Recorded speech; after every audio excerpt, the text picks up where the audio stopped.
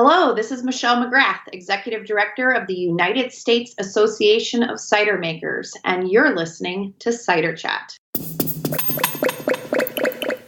Episode 158.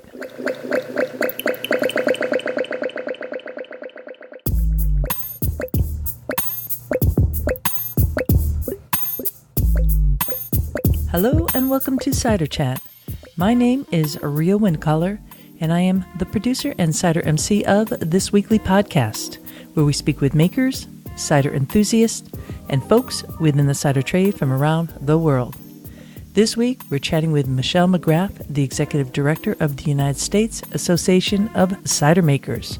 And we'll be talking about the upcoming CiderCon taking place the first week of February 2019. What's CiderCon and why should you go? Well, we're going to get to that and a bit more, but first, a little bit of news out and about in Ciderville. When this podcast goes live on December 12th, I will actually be in Monterey Bay, California, and that is south of San Francisco, north of Big Sur. It is an area where my family lives, and I am, ferrying my mama to my brother's for the winter, and she lives half the year with myself and half the year with him. And it's kind of a big journey because I have one of those moms who had her babies much later in life. Never knew that when I was a kid. So all you folks who are having babies much later in life, it was awesome. I had the best experience as a kid. I really did. I didn't realize probably until, I don't know when, that mama was much like 20 years older than everybody else's mama. So there you go. But regardless of that, we're going to be doing that transport. And as such, I am taking advantage of meeting up with some friends and cider makers in that area of Santa Cruz County. There is a cool collection of people. And of course, being kind of bi-coastal, meaning I'm both on the East Coast and the West Coast, I just feel like, whenever I go there, I just like drop down, smell the eucalyptus, drop down to the ocean, hang out, play some tunes with my cousin, sing our hearts out, and drink cider. So on the day before this podcast goes live, on the 11th, I'm going to be meeting up with Natalie and Nicole, the sisters behind Santa Cruz Cider Company, and there's also their family too. I'm going to get to meet them. Robbie Honda of Tanuki Cider Company. Also, Katie Ryder of Ryder Ranch Cider. They're based up on like the hill between San Jose and Santa Cruz. And then for the first time, I'm going to meet Laura Everett of SoCal Cider. All in this like small area of California where you think like, really, there's apples there on the coast? Well, there are many, many coastal cideries, something that I've certainly learned on this journey with Cider Chat. And when I'm finding out about California, specifically this region, is it has just an amazing terrain for growing apples. And it's called dry farming for the apple orchards. And of course, because of that, I'm also going to be seeing Jake Mann of 5 Mile Orchard. He is a part of a multi-generational orchardist family. And Jake and, Nicole and Robbie and Katie, they were all on the podcast. So I'm going to be putting links onto their shows. You could certainly listen to that. We're going to be meeting up for a cider dinner, hanging out, chit-chatting. I might be recording parts of that. You certainly will see some photos up there. So if you want to catch up with all that, maybe you might want to follow on Instagram. The handle is @CiderChat, Ciderville, or on Twitter @CiderChat. And we're looking at chit-chatting. I'm looking at setting up a cider tour to that area because it's just phenomenal. I mean, you got to get in the groove. Doing a totally cider tour with me, it's a little bit different than just like slamming back ciders all day, because that's honestly, it's not that much fun just cranking it back. To really understand cider, to really drop yourself into the glass, you have to walk in the fields, or in this case, the orchards. You got to smell the air, and that's like smelling the ocean air. You got to do a little bit of like the Santa Cruz buzz there and get into the scene to appreciate the people behind that, the makers, what they're dealing with in terms of yeast profiles, and to understand the apples that they're using too. So that's what we're looking at, and I am very excited. I'm hoping to launch this for 2019. Fingers crossed, and you will, of course, be some of the first folks to know. On top of that, I'm also meeting another cidery in that area, and I might as well announce it now because the tables have turned in the U.S. We now have the newest, oldest cidery in the U.S. of A., and that would be Martinelli's. Martinelli's is best known for their sparkling cider, and they just launched the 1868, which you could consider like a New World modern cider. I just would call it a modern cider. I think the association uses New World, but I just say modern, in 12-ounce bottles. And I'm going to be sitting down with the current CEO, General Manager John Martinelli, the day that this podcast is going live. And I am so excited for that opportunity because what a family story. This is a family-owned company for the past 150 years. And 2018 is their 150th year. And it's all in this area of called Watsonville, which is between Santa Cruz and Monterey Bay, or Monterey City to the south. And that area is and was a huge apple growing region. So we're going to get the scoop on that because Martinelli's, it's everywhere. I mean, you'll find it in gas stations. You'll find it probably if you go into your parents' closet or your closet or tucked into an abandoned building. There will be a bottle of Martinelli's sparkling cider there. That is non-alcoholic. And of course, they stopped making the alcoholic product because of prohibition, but kept the company alive. So I could go on this. It's just really, really cool, and I'm excited for the opportunity. So lots happening out in that area. That's where I will be. And so stay along with those journeys with me if you'd like. It's always nice to have folks from Ciderville hanging out and being able to share some of the good news coming out of different spots out there in Ciderville.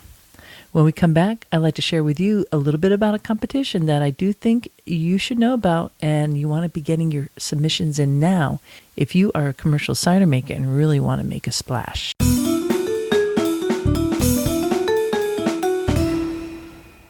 The New York Cider Competition is taking place on February 10th. That is spearheaded by Adam Levy, also known as the Alcohol Professor. And he is working with the New York Cider Association and offering a special discount for all members. And you should know, if you are part of another association in the U.S., you could check in with Adam, and he wants to work with other associations and provide the same discount to submit for this competition, because he's new to this game. Last year, it was the beer competition. I was really helping him promote it. And then the word was, if you get enough ciders in, they'll create their own cider competition. And now they did. So now you'll be ending up not with a medal that says the beer competition, but actually a cider medal. The judges are people in the trade buyers. And they're judging by category and price. So pretty interesting. I'm going to put that link in the show notes. You could contact Adam directly, find out what's going on, and there's going to be more that I'll keep on telling you in subsequent weeks about this particular cider competition. But right now, if you are part of an association and you want to get in on the special discount for your members, you want to contact Adam Levy. Go to CiderChat.com, episode 158. This here episode we're talking on right now. Scroll down to the page of the show notes, and where it says mentions in this chat, you're going to find the contact info and more info there for this competition happening on February 10th.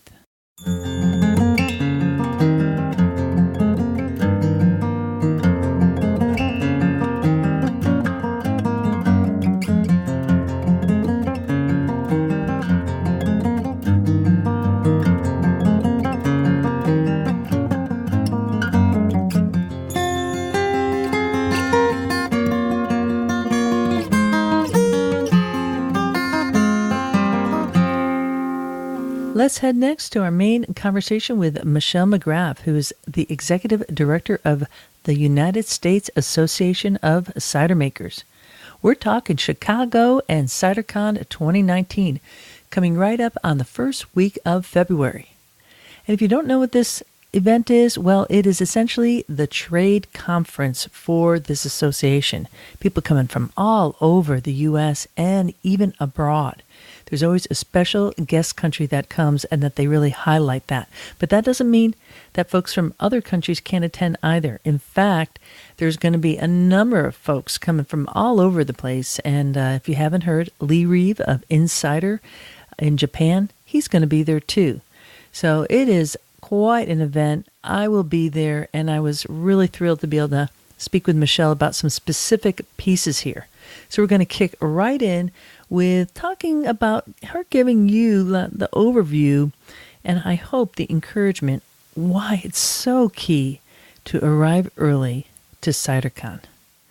Let's now head to this main chat with Michelle McGrath. Make sure your cup is full and that you raise a glass to good cheer for people like she who are really helping cider continue to keep going up around the world.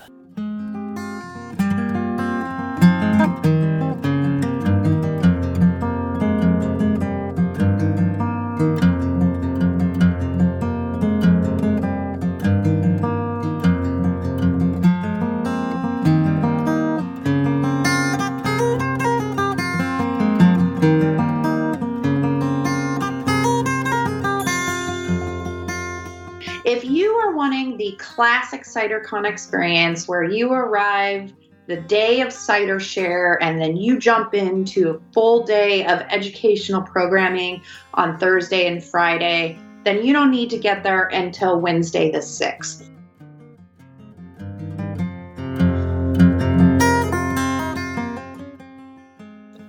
But if you want to participate in some of the extra things we have going on, such as tours, which this year we're doing local Chicago tours, which has never been done.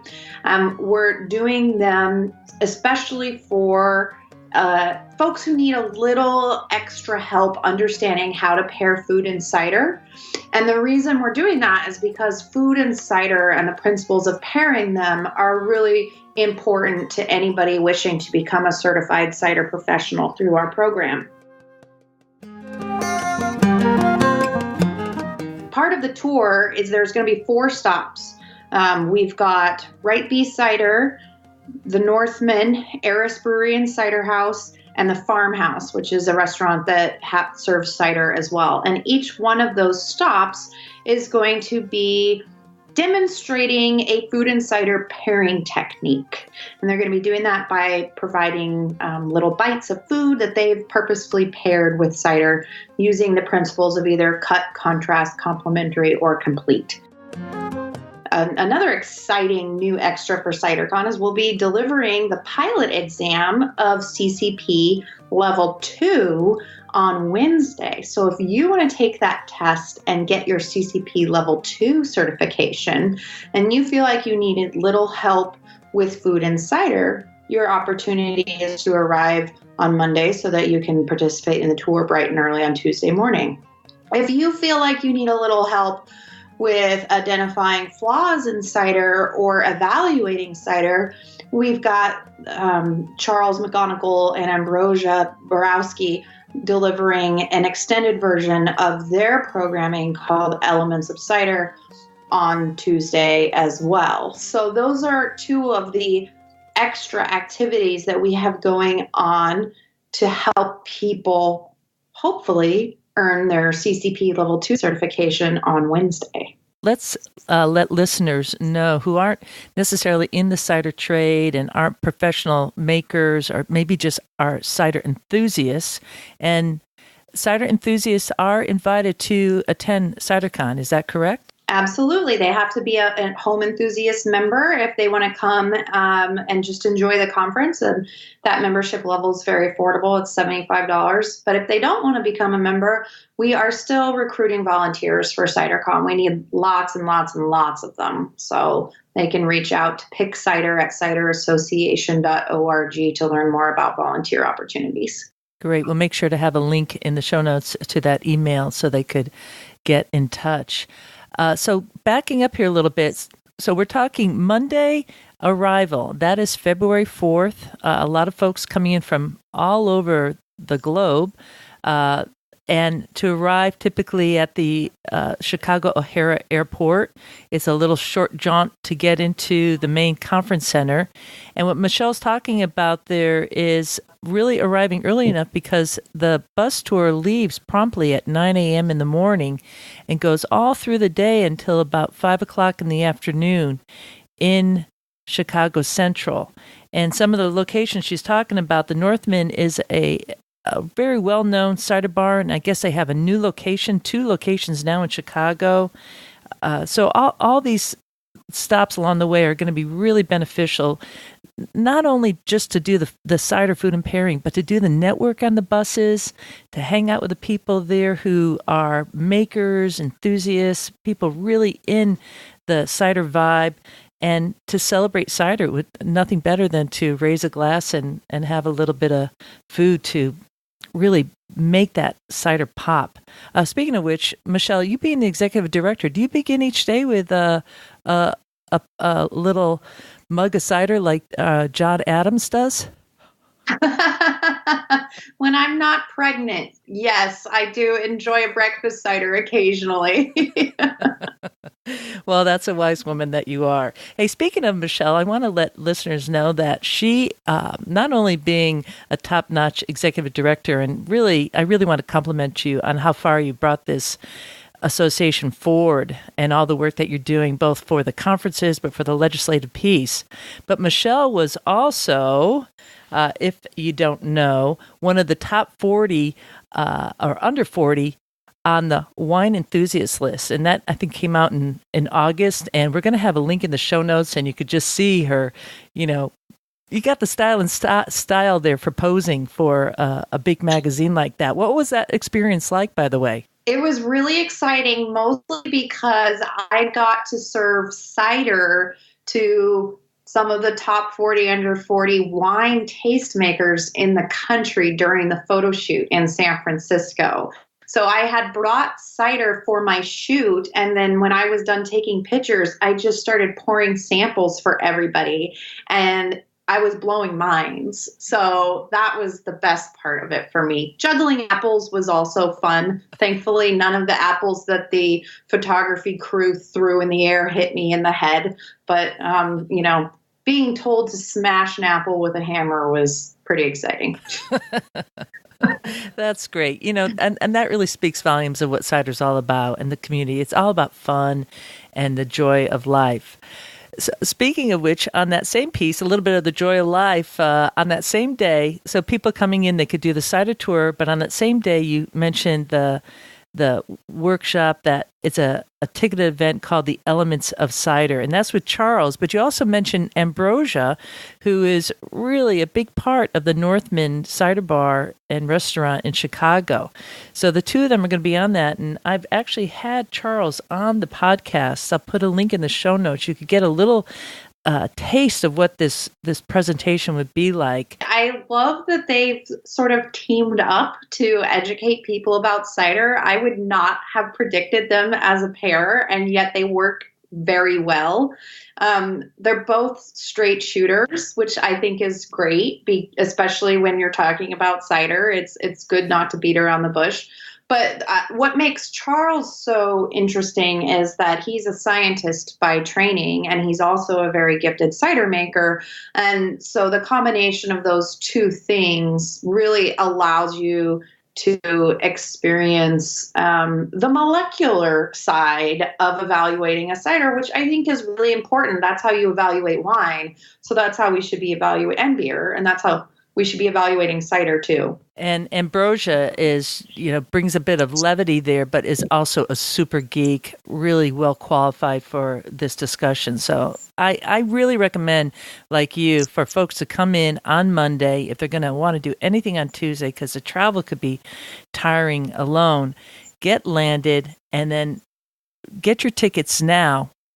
right now, go on to CiderAssociation.org and sign up for these ticket events. You don't want to wait. I imagine you're probably expecting to sell out at least, a number of weeks ahead of time. So I know that the hotels are all already, some of the rooms that, like the king size room, you might not be able to get. You have to really get on this if you want to attend this event. We do have a number of tasting panels that are integrated into the curriculum on Thursday and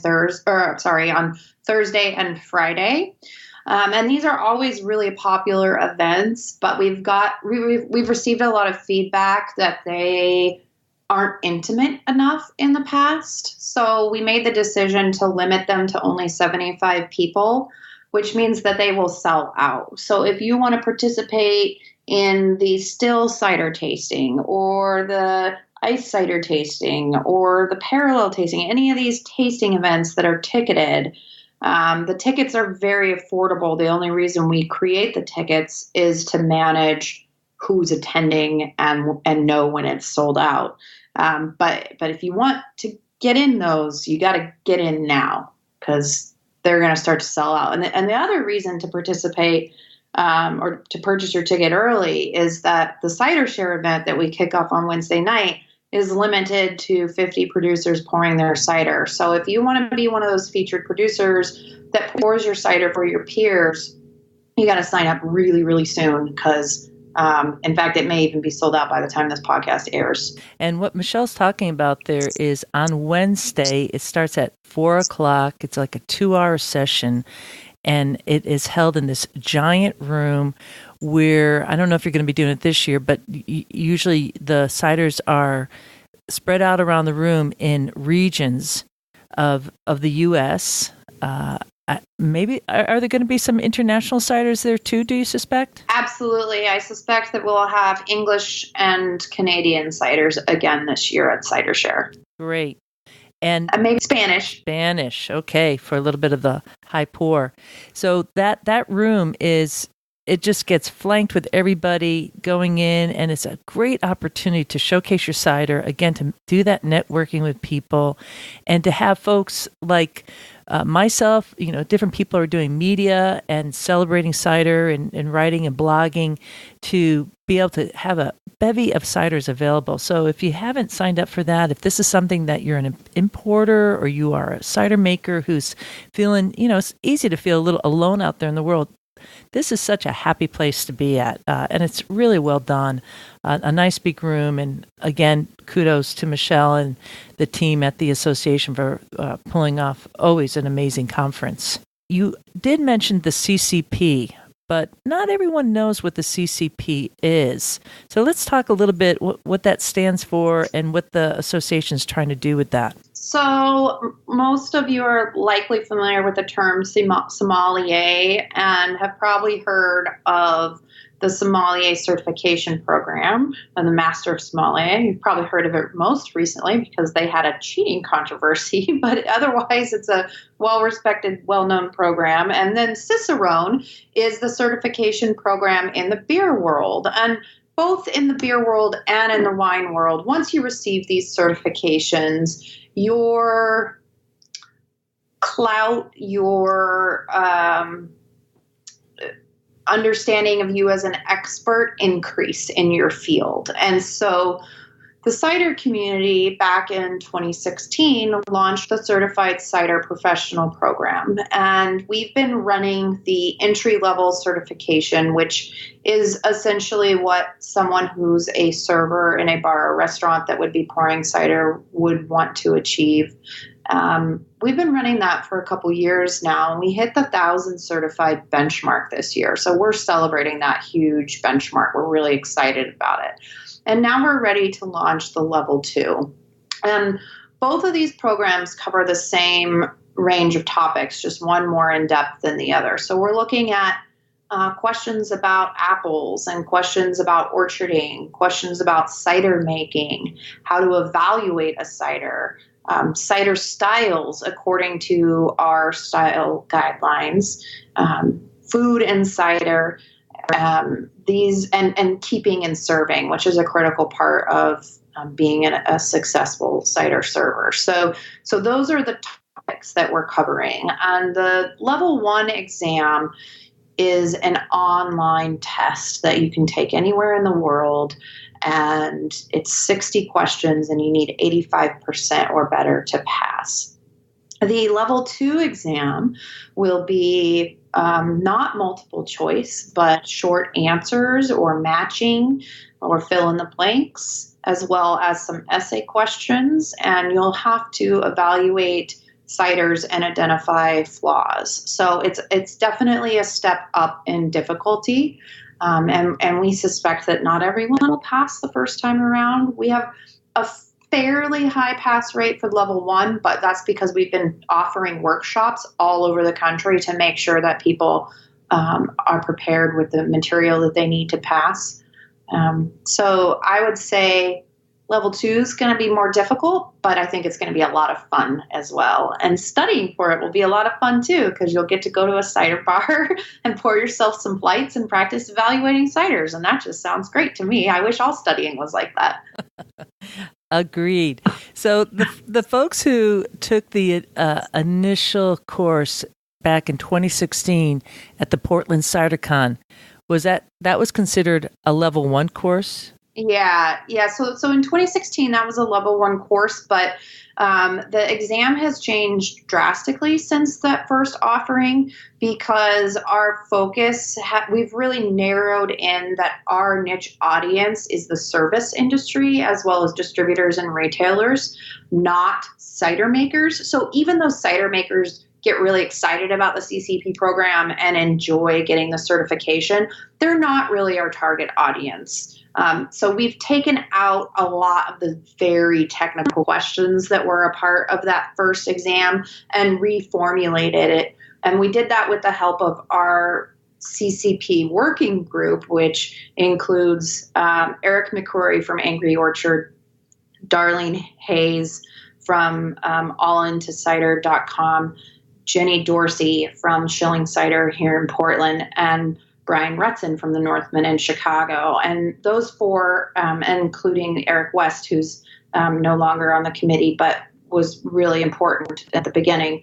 Those 5 people have really helped shape the program to what it's become today. And it's so much stronger because of the hard work that they put into it. So I want to make sure that they get the credit they deserve. I think this is a great idea. And like you said, you got to start doing your homework now. So maybe this is a good time while you're listening to this here chat with Michelle McGrath, the Executive Director of the United States Association of Cider Makers, that you take the opportunity to crack a bottle open and pour yourself a glass. You can start practicing right now. Also on that day, on Wednesday here, you have the TTB. So let's talk a little bit about their presence at CiderCon and what they're going to be offering.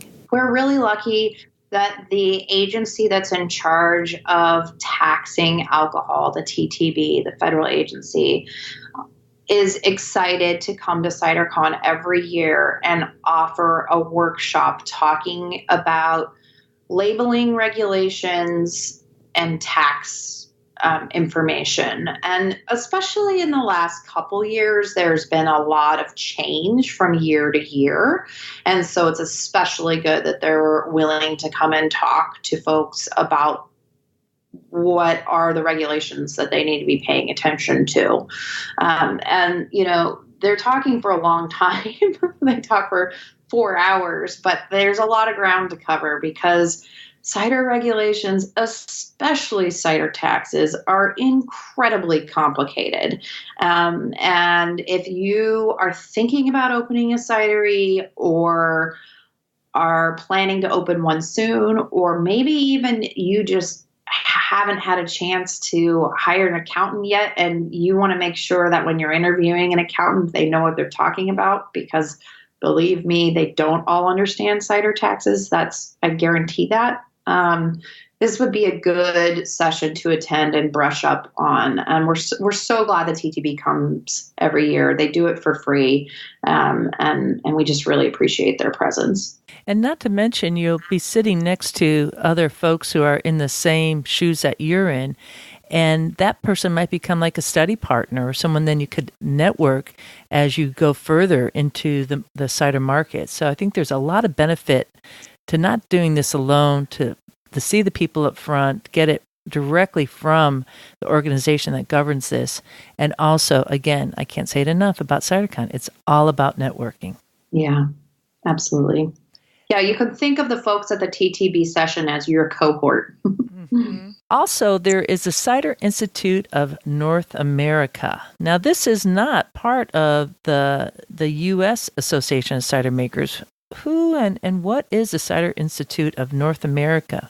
They are our educational partners. They are working really hard to help solve a problem that we have here in the U.S., and that is a pretty severe lack of qualified cider makers that the industry is facing. So their niche, which is unique from the CCP program, is to train cider makers, to teach them all about the cider making process. And they are offering the first iteration of their level 2 program this week, I believe, or maybe it was last week, but it's happening now for the first time. And they've even got some business classes as part of that curriculum. So folks that have maybe heard about the Peter Mitchell curriculum, that's what the level 1 is based off of. I think Peter Mitchell, who's a cider maker from the UK, was heavily involved in creating the CNF curriculum, and it's got a very diverse board of cider makers from all over the country, and a wonderful executive director named Bridget.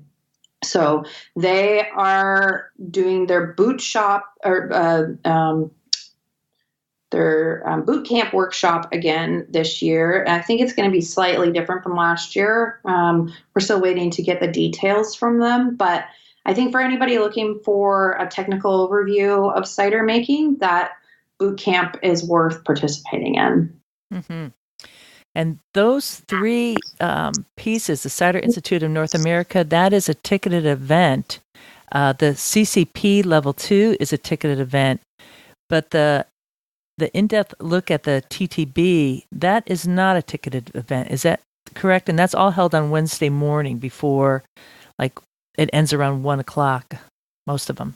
Yeah, the TTB program is a non-ticketed event, so folks can just come to that. It starts at 8 a.m. on Wednesday, February 6th. So nice job in setting this up, because on Tuesday you arrive and you get to go on your cider tour, or you get to go to the elements of cider.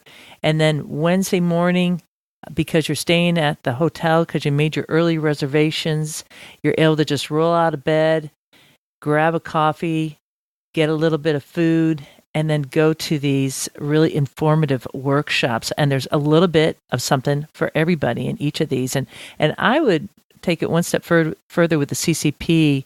I know that cider, the association's focus is for service industry, but if you're a super geek who just loves knowing everything about cider, and you want to be an informed consumer when you go out to a cider bar or a cidery, and just keep on upping your game because it's fun, then sign up for like a level 2 CCP.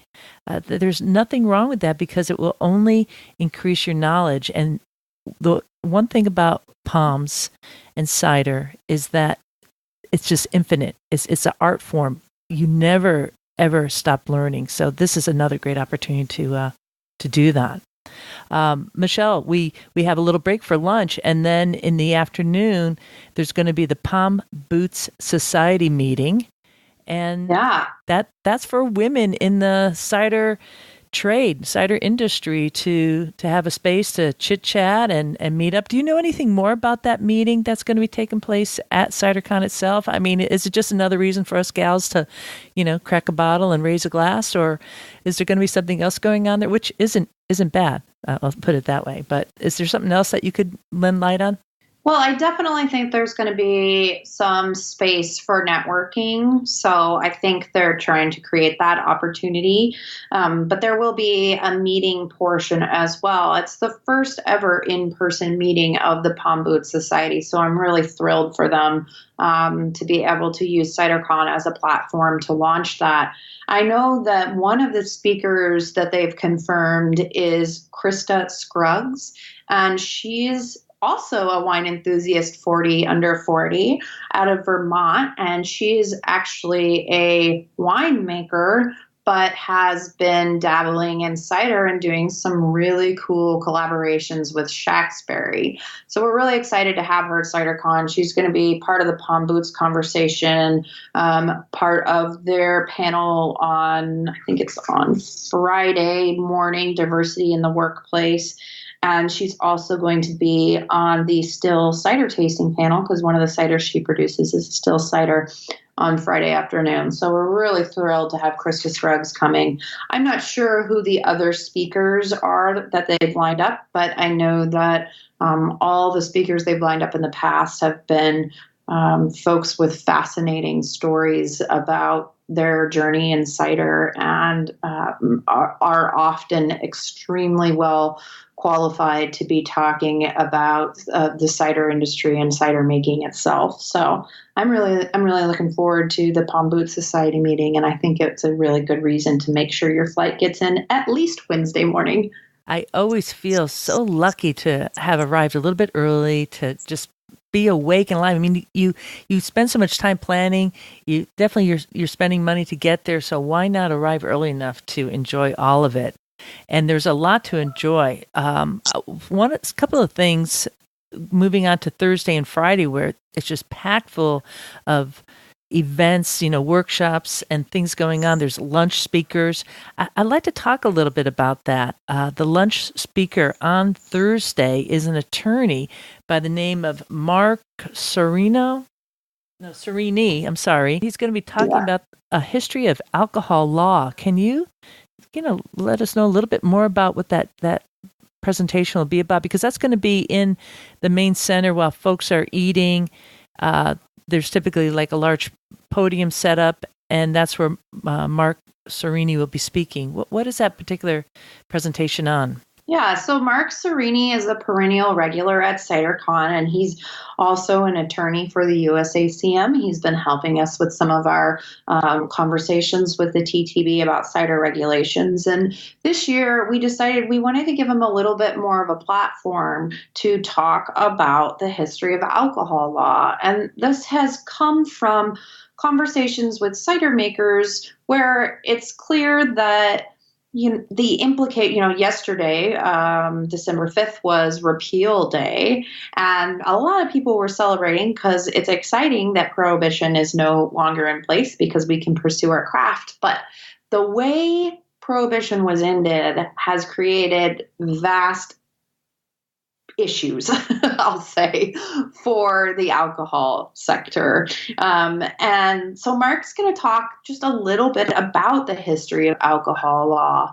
I was talking to another organization about who was the first beer lobbyist, and they've actually got it pinpointed down to who the first beer lobbyist was. So there's some really fun and interesting information about the history of alcohol law that definitely, it's hard to imagine that something that happened in 1933 still impacts our industry, but the way Prohibition was ended was with a constitutional amendment.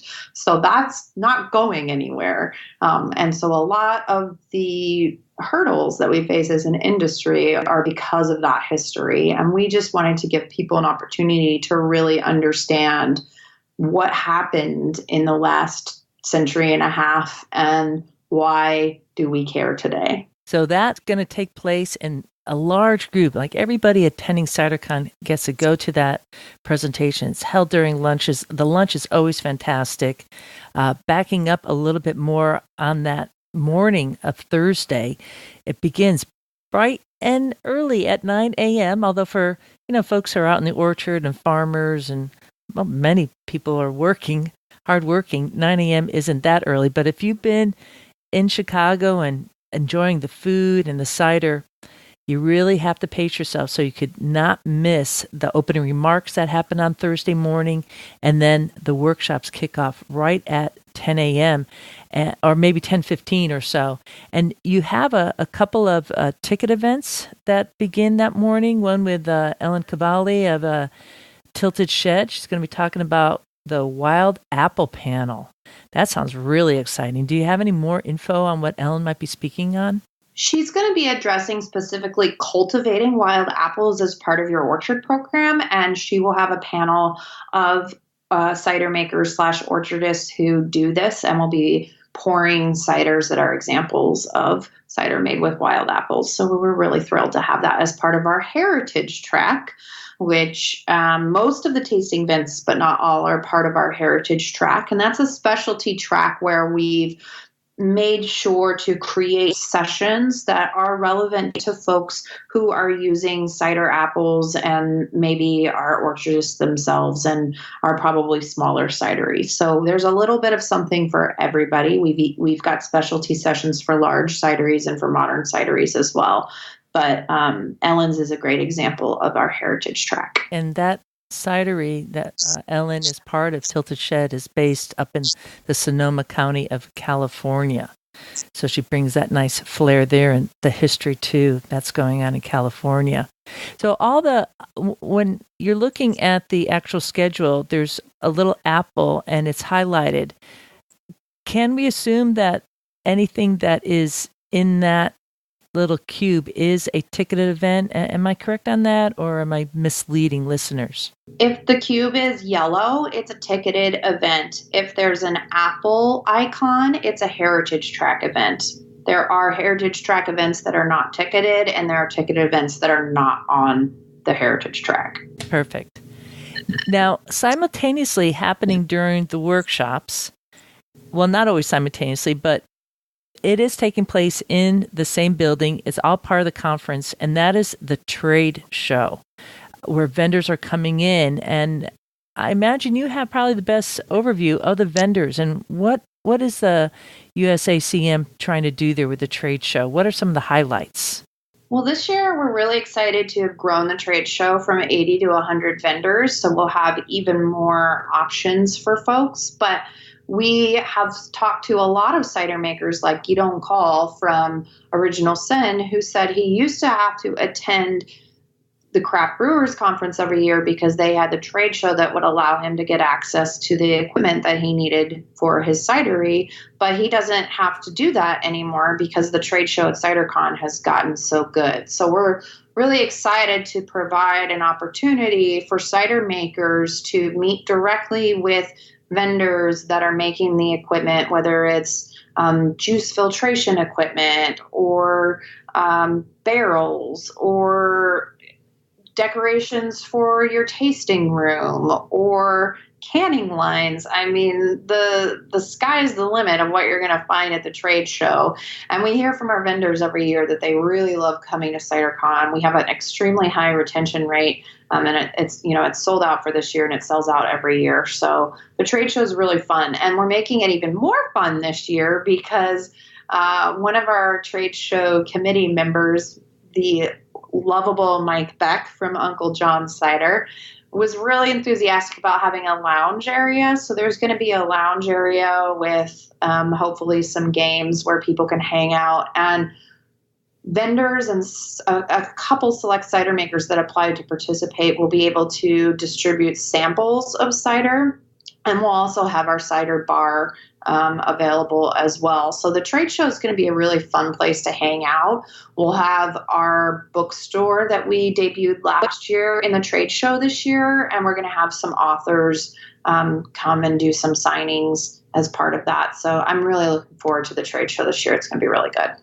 And I see there's a happy hour in the trade show. So is that what you're talking about, the lounge and all that? Is that an additional scene that's happening in the happy hour, or is it kind of happy hour the whole time at the trade show? Kind of, yeah. Well, we are hoping to bring in some cider cocktails for happy hour. That's our plan right now. And also researchers from around the country will be presenting posters in the trade show during happy hour. So it's just another reason to come hang out at the trade show. And if I recall correctly, at the conference site, the trade show was down that elevator, or not elevator, but escalator. Is it going to be in the same area as 2017, that location?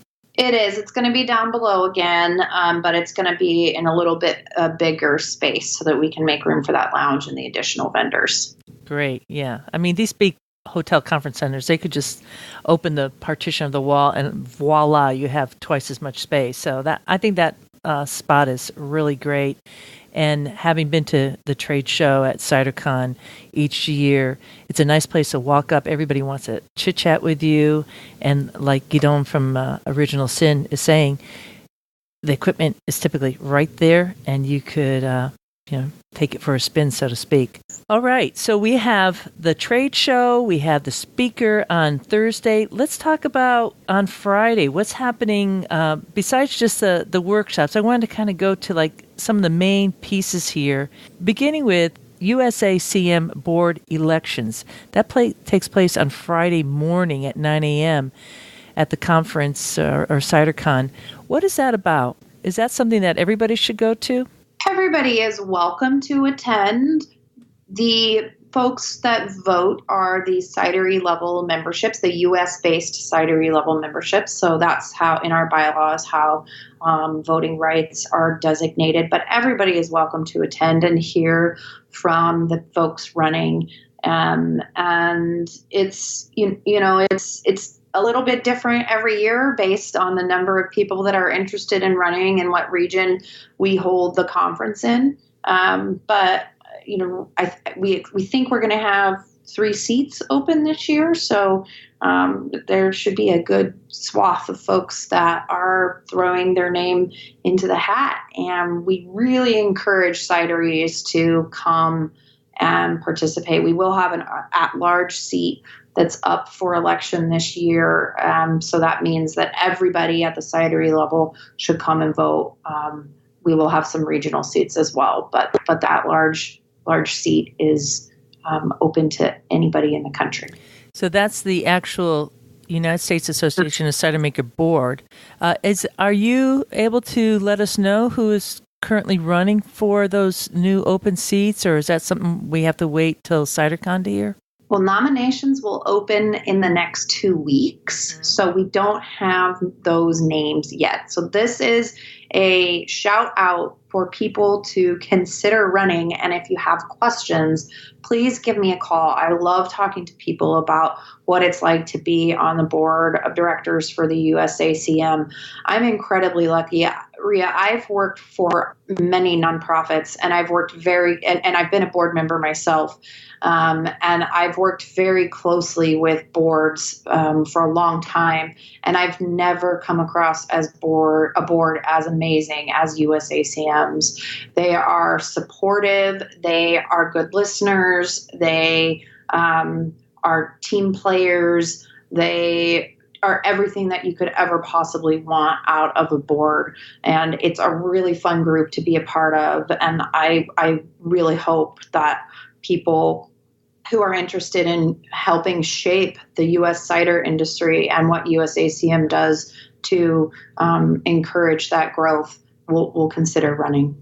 I think the best way to represent all of this association is to have folks who want to be on the board who are also from like a boutique cidery. Each one of those voices will really lend quite a bit. So if you're listening out there in Ciderville and this is something you're thinking, I'm not huge. Well, what better way than to get your voice and your needs than to join and have the opportunity even to like join something like this and become a board member on this association. You don't have to be really big. In fact, I imagine this board would really welcome somebody who isn't, and to have that sounding board there would be fantastic. Wouldn't you agree, Michelle? Oh, absolutely. I mean, we're really lucky as far as the size of cideries go. We have a great diversity built in. Dan Wilson from Slyboro.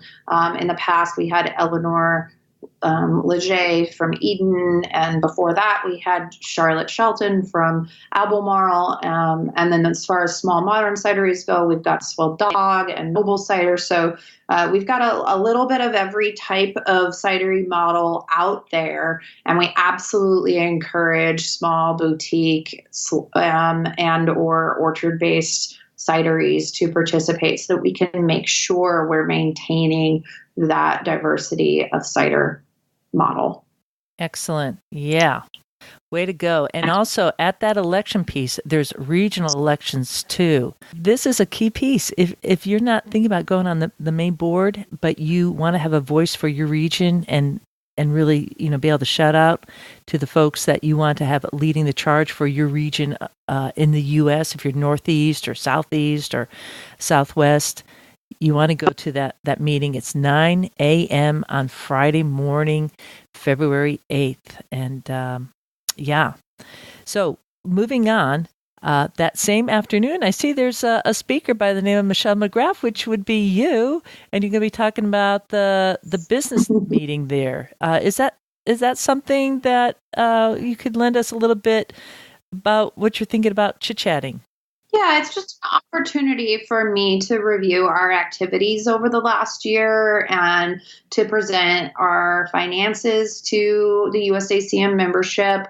We really try to be as transparent as possible. And, throughout the year, if anybody ever has any questions, those regional board members that Ria was talking about, you can find their contact information on our website and you can reach out to them and they are there to talk to you about USACM or maybe questions about cider making that you may have.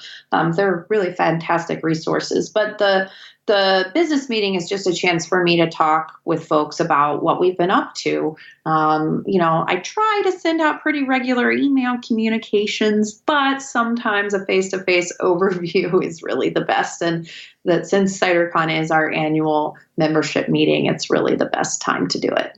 You don't want to miss this presentation with Michelle. She might sound like she knows a little bit about cider, but you haven't seen anything yet. So make sure that you attend this presentation because Michelle, you are worth meeting. It's great to have the person, the presence, and your knowledge is so vast. So definitely be there for the lunch. There's a little bit of pull. Lunch is being served. It's going to be good. And Michelle will be speaking on Friday at noon. And then moving on, Michelle, now each year there's always somebody kind of coming in from the international scene, and this year it's the Canadians. And the actual ending of the CiderCon ends with a grand tasting. It says Canada and final toast. So are there specific Canadian makers that are coming down? There are, Ria, and I failed you because I had a similar problem the last time we spoke about the speakers. I don't have the two Quebecois ice cider makers' names in front of me, unfortunately, but we will have Sea Cider from BC and County Cider are both participating, and then we'll have two Quebecois ice cider producers as well. And I'm glad you want to talk about this final session because I think there's just a little bit of confusion for CiderCon newbies about how it works. So the grand tasting is an opportunity for all of our featured international cider makers to address the entire audience. And that can be rather challenging because everyone's so excited. CiderCon's over. They've had such a great time.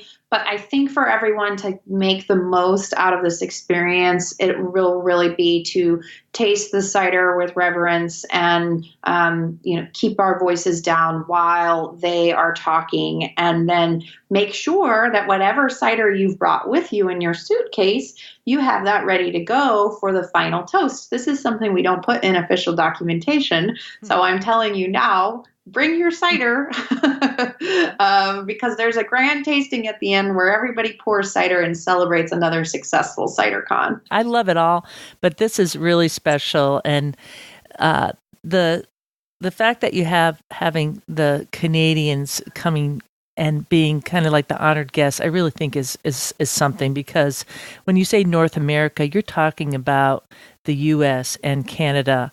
And there's a beautiful relationship there. And what they're doing up in Canada is super exciting, not to mention the fact that we owe a great deal to the Quebec makers, one in particular, who really made ice cider a thing and has brought it up to the scale that it is now. So that is going to be really something to attend.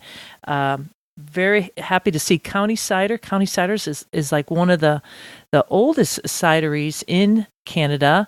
I actually had Jennifer Dean on the podcast. I'll put a link in the show notes to that. And she is the gal behind County Ciders these days. Her partner, many years, he tragically passed on. But she is holding that fort, and what a location up in the Prince Edward County of Ontario. Quite an amazing story there. So that's neat. I don't know too much about Sea Cider, but I will. I'll find out more. Sea Cider won Best Cider in Cascadia, which is the region from British Columbia to Oregon, at the Portland International Cider Cup last year. They're heritage cider makers. And I do have the names of the Quebecois ice cider producers. So we've got Alan Demoy from Cidrerie du Minot. I don't speak French, folks. I apologize. And Jodine Michel. And I'm probably butchering that name again, but we are thrilled to have these ice cider producers come and participate. So I think it's the first time we've had an ice cider tasting panel. We've had ice cider as part of panels, but never just ice cider alone. So we're excited about that. Yeah, that's going to be crazy fun. And, a good way to be able to practice your French is to go to, I think the Canadians are going to have like a little Canadian consult or something. They're planning a little extra thing that will be happening at CiderCon. So you go there, you raise a glass, and then you start practicing your pronunciation. You really, be able to fine tune it. I highly recommend that. And to network with these folks, it's just a fantastic opportunity. Michelle, what I'm going to be doing is I'm going to be having another podcast episode and talking about navigating CiderCon, digging a little bit deeper, and then I'll be going over all these workshops coming out a little bit further to have folks attending CiderCon maybe while they're en route or a day or so ahead to be prepared. You don't want to wait on the day of to say, oh, that's where I want to go, and oh shucks, I wish I got that ticket beforehand, or how do I get there, and which of all these amazing workshops you have offered here, which one should I go? You want to really plan for something like this because it is worthwhile, and it takes a little bit of pre-planning to take it all in because there's just so much. I mean, how long do you work on putting together CiderCon? Are you already planning for like 2020, 2021? Where are you with that? We're actually already planning for 2022. So there you go. See? All right. Well, this is wonderful. Is there anything else going on with the USACM that you could fill us in on that we haven't touched base here in terms of CiderCon or beyond? Well, I think a good point to underline, Rhea, is that CiderCon is an opportunity to learn about the programming that we're doing throughout the year. So, for example, our cider style guide, which we will be releasing version 2.0 very soon in the next 2 weeks, probably, we will be then, our style guide is part of our broader cider lexicon program. And that's one of the sessions that we have at CiderCon, is to start talking about some of these tricky things when it comes to describing a cider. And the New York Cider Association has really been doing some groundbreaking work when it comes to cider lexicons, and they're going to be doing a sensory workshop at CiderCon to talk about that work. So I encourage people to attend that session if that's something, if you're interested in the conversation around perceived sweetness and the impact that tannin and acid can have on the how dry a cider tastes, then I definitely recommend attending their session. We also will have our government affairs track for the first time. We've really been stepping up our work in the advocacy realm. We're happy to incorporate that into the CiderCon educational materials. And then, CCP. So between workshops on marketing, which is a big part of what USACM does, and advocacy, and the Cider Lexicon and CCP, you really get a taste of what USACM is all about. I'm excited for CiderCon. I'm going to have the opportunity to attend once again, and I know there's a lot of buzz in the air, and it's just a great opportunity.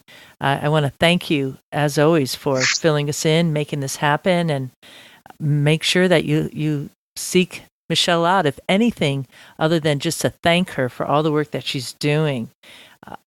That's really a nice thing to do, and I want to thank you once again for all the work that you're doing and helping cider continue to keep on going up, not only in the U.S., but really the work that you do reaches much broader than just this little border of our own country. Well, thank you, Rhea, and I want to take this opportunity to thank our members, because none of the work that we do would be possible without the support of our members. So thank you for renewing your membership every year and making sure that we can continue to be a voice for the industry, pushing the U.S. market forward.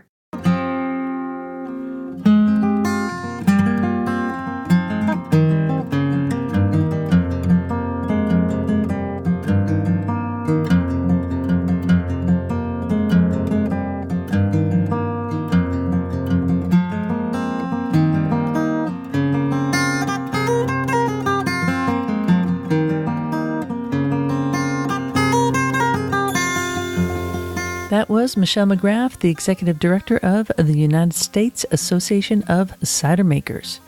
There are show notes to this here episode with some of the main details and links that she was talking about, especially if you want to become a member or renew your membership to the USACM, to sign up as a volunteer at CiderCon, or to bring your cider at the Cider Share happening on a Wednesday, which would be February 6. Find that and more at CiderChat.com.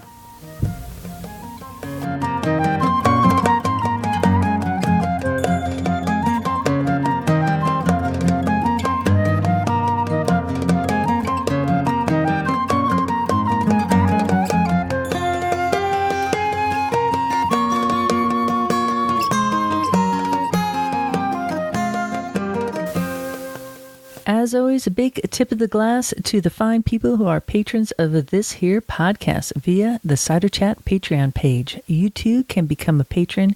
Just Google a Cider Chat Patreon. That's spelled Patreon.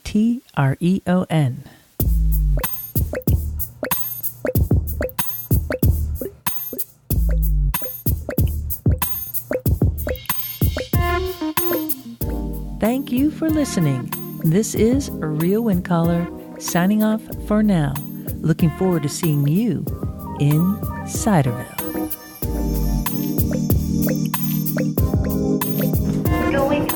Going up.